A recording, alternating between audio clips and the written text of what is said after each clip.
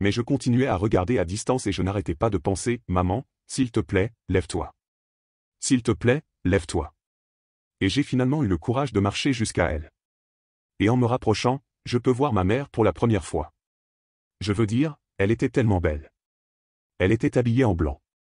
Elle ressemblait à un ange. Mindset. Ma maman était à tous mes événements sportifs. Disons que je jouais au football, ok? Ma mère était sur la touche. Et si le jeu sur le terrain commençait à aller d'un côté, ma mère me criait dessus. Marc, bouge-toi. Bouge-toi. J'étais là. Oh mon Dieu. Et on se rassemble avec les autres gars de l'équipe et ils disent. Marc, est-ce que c'est ta mère? Je réponds. Non, je ne l'ai jamais vue de ma vie. Le plus beau cadeau que ma mère m'a donné. Elle croyait en moi. J'ai fait des overdoses sous drogue à 3 occasions où j'aurais dû mourir. Mais je crois qu'on m'a gardé ici pour une raison. Montrez-moi vos amis. Je vous montrerai votre futur. Comment est-ce que je sais ça? Je traînais avec des losers. Et je suis devenu le plus gros loser parmi eux. Parce que j'ai abandonné absolument tout. Ce dont je rêvais quand j'étais un petit garçon. À cause des gens avec lesquels j'ai décidé de m'entourer.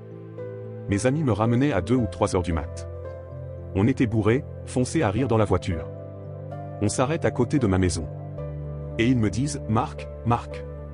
La lumière est allumée. Et je dis, oh merde, ma mère est debout.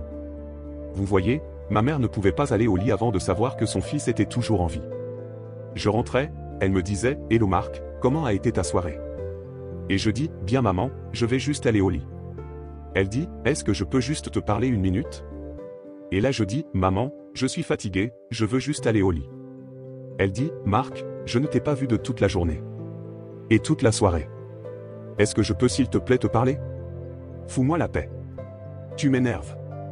Et là je claque la porte de ma chambre à coucher sur la seule personne qui croyait en moi. J'étais en pleine tournée internationale. On luttait à l'étranger au Japon. Après mon match de catch, j'ai rejoint ma chambre d'hôtel et je me suis endormi. Il y a eu une personne qui a toqué à ma porte à 3 heures du matin. Je sors du lit, je regarde à travers la fenêtre de sécurité et je vois que c'est le promoteur japonais. Donc j'ouvre la porte et il me dit, Marc, appelle à la maison, il y a une urgence. Je suis allé au téléphone de ma chambre d'hôtel et j'ai appelé aux États-Unis. Hey, comment ça va? Il a dit, Marc, je ne sais pas comment te dire ça. J'ai dit, dis-moi simplement ce qui s'est passé. Et d'un coup il commence à pleurer et dit, Marc, je ne peux pas te le dire. Je lui dis, dis-le. Il a dit, Marc, ta mère est morte. J'ai posé le téléphone, j'ai couru pour sortir de ma chambre d'hôtel, j'ai pris l'ascenseur jusqu'à l'entrée et quand les portes se sont ouvertes, j'ai juste couru dans la rue. Je veux dire qu'il n'y avait pas de voiture, il n'y avait pas de gens, c'était 3 heures du matin. Et je marchais au milieu de la rue, à Hiroshima, au Japon. Et je me rappelle regarder en l'air en disant, maman, je suis tellement désolé. J'ai pris l'avion pour ses funérailles. J'étais tellement nerveux de devoir marcher jusqu'à son cercueil, alors je suis resté dans le fond. Mais je continuais à regarder à distance et je n'arrêtais pas de penser, maman, s'il te plaît, lève-toi. S'il te plaît, lève-toi.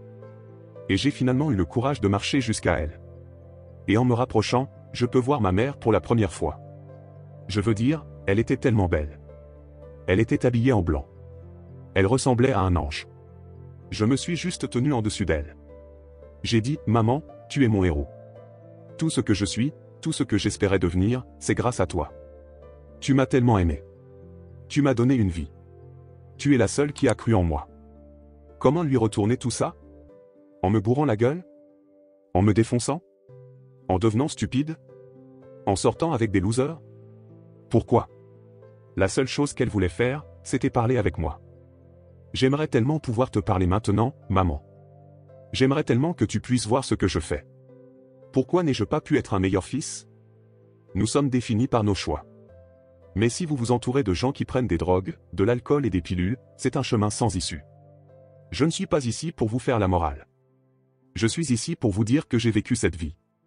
Et ça mène au cœur brisé, aux relations brisées, aux rêves brisés et à la mort. Pourquoi? Pour la défense? Si vous avez un père ou une mère, quand vous rentrez à la maison, dites à maman que vous l'aimez. Vous voyez, toute ma vie a tourné autour de devenir riche et de célèbre. Il fallait que je devienne un millionnaire. Il fallait que je gagne la course. Je devais gagner la course aux frais de mon mariage, de ma famille, de mes amis. Pourquoi? Pour être seul dans une pièce et apprendre ce qui est réellement important. Et ceci est, à quel point précieux est ce cadeau qui est la vie et nos familles. Et à quelle vitesse cela peut nous être repris. Vous savez, je ne vis plus le temps. Je vis les moments. Vous savez, ce n'est pas ce que vous avez dans les poches qui compte. C'est ce qu'il y a dans votre cœur qui compte vraiment. L'amour. L'amour est juste un mot. Jusqu'à ce que quelqu'un vienne et lui donne du sens. Vous. Je vous le cache pas, j'ai pleuré 3 fois en faisant le montage. On a tous un pote hypersensible dans son entourage. Du coup, cette vidéo est sûrement faite pour lui. N'hésitez pas à lui envoyer. Et je vous dis, au prochain épisode. Si vous ne savez pas où vous allez ou que vous ne connaissez pas votre cible, vous n'y arriverez jamais. La vérité. Travail dur. Dormez-moi.